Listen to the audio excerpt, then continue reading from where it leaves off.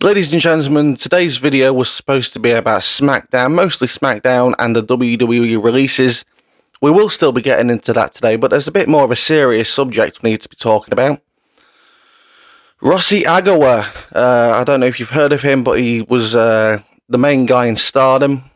He left Stardom and he's now starting his own promotion. He's got a relationship now with WWE, but Kenny Omega has accused him of some nasty things without getting into too much detail on his part, but what he was referring to is very serious and should be taken seriously. Now, obviously, Kenny Omega could be lying.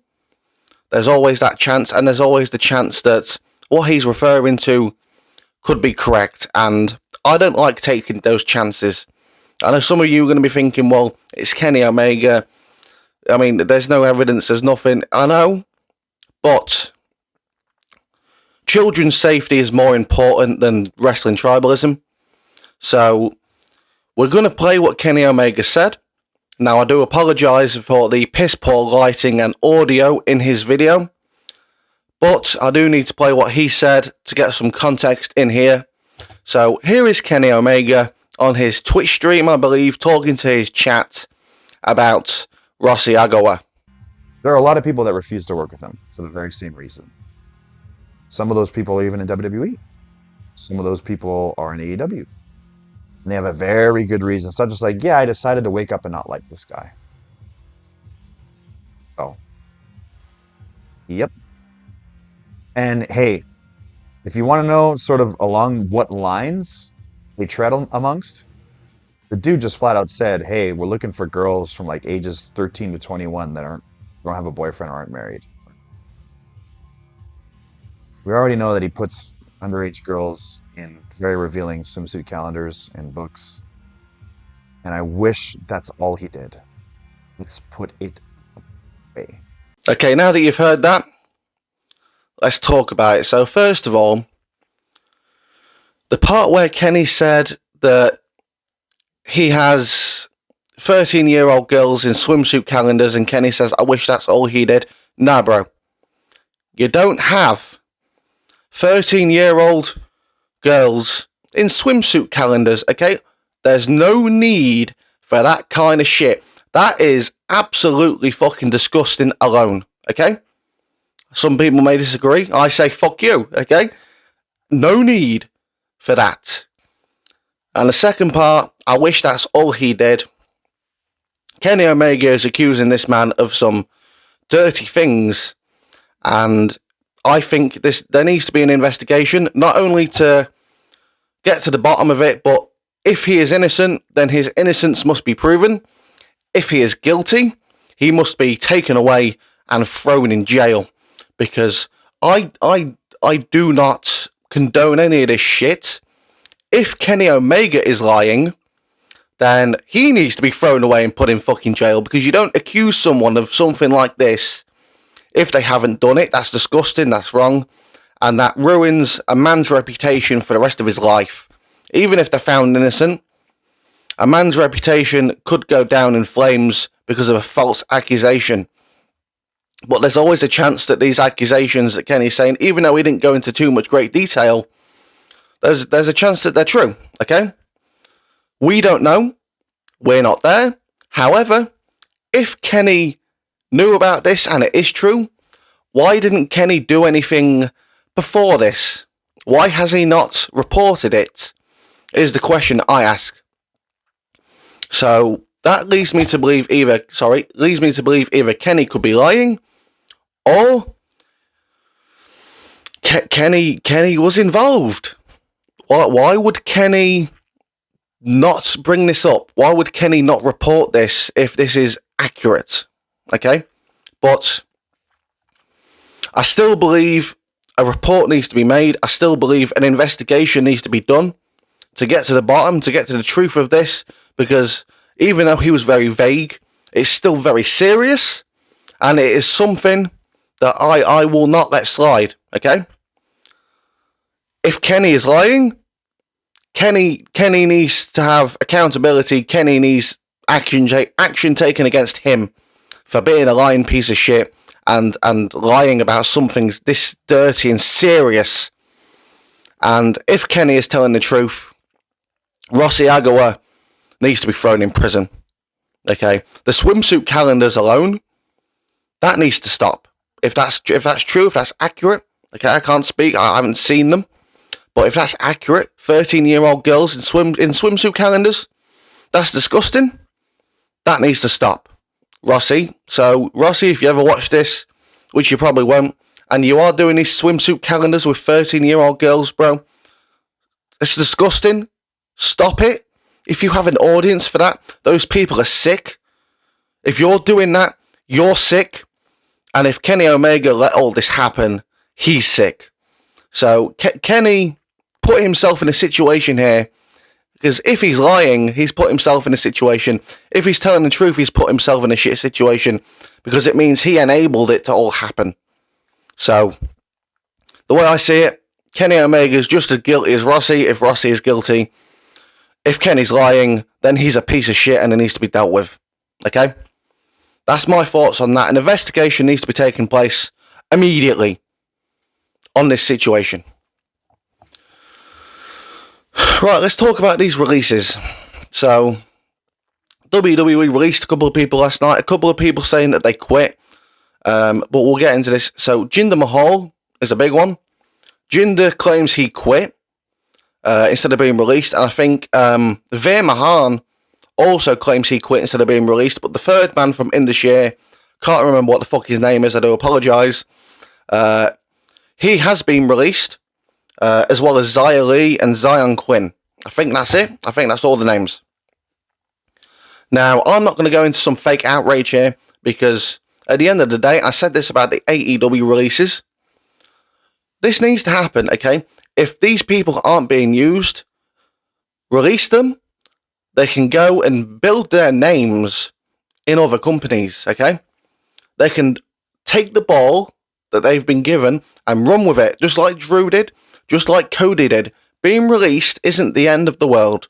You can go to the indies or other companies, build your name, build your reputation, build some credibility, come back a bigger star. That's what Drew did, it's what Cody did, and it's what all these people should do, okay? Especially Jinder Mahal, because Jinder Mahal is a former WWE champion. I think there's going to be a lot of companies clamouring to book him after his 90 days are up, because he is a former WWE champion.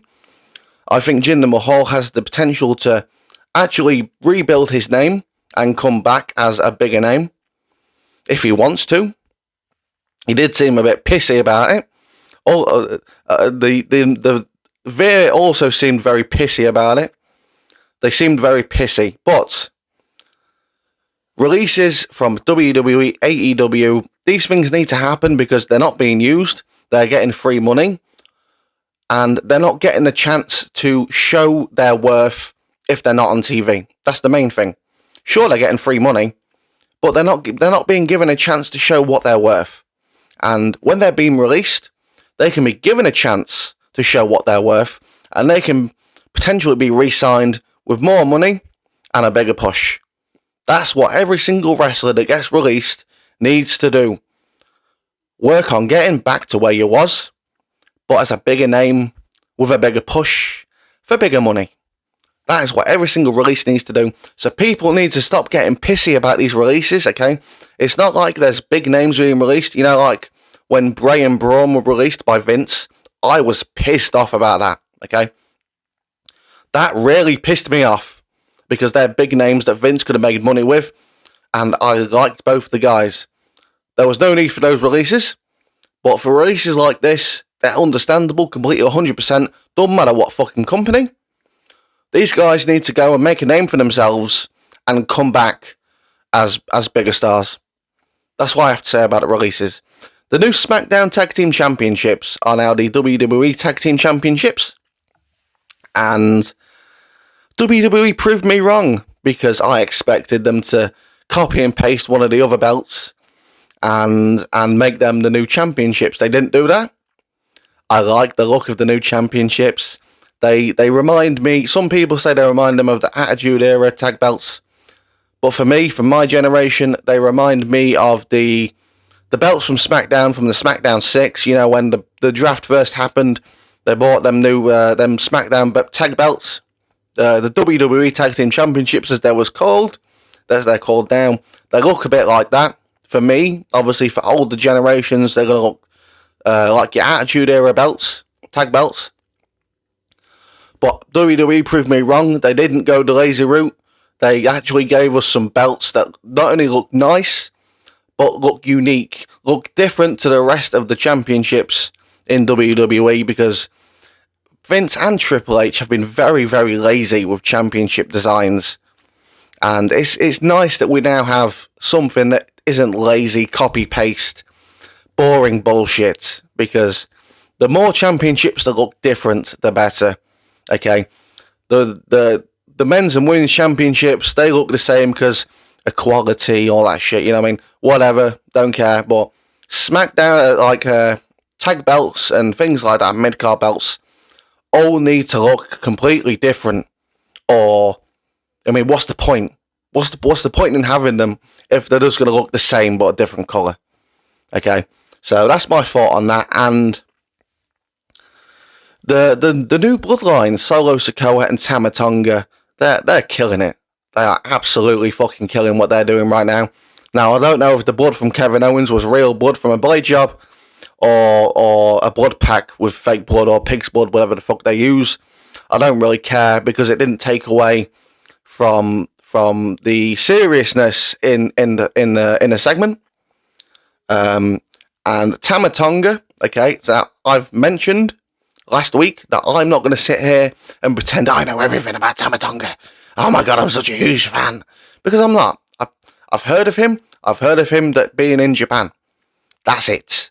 But from the last couple of weeks, I've seen him. I like him. I'm excited to see what he does next. I'm excited to see what he does over the next year. And I'm excited to see what he does in the future, because 2 weeks we've seen him, and WWE have already made him feel like a massive deal.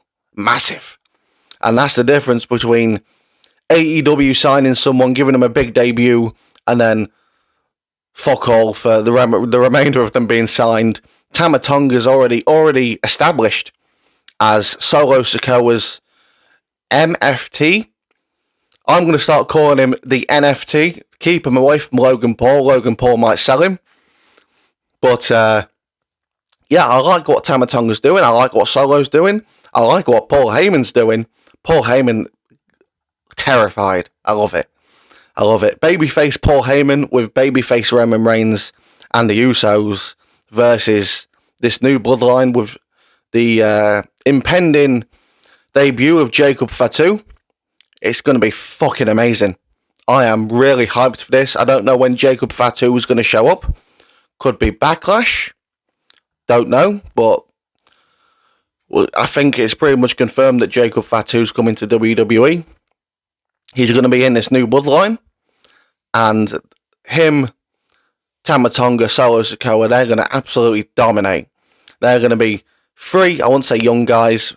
Solo's young, Tama Tonga's 41, I think. I'm not sure how old Jacob is, but they're going to be three guys who aren't main event. They're going to push themselves to the main event with this, and it's going to be absolutely fucking amazing to watch.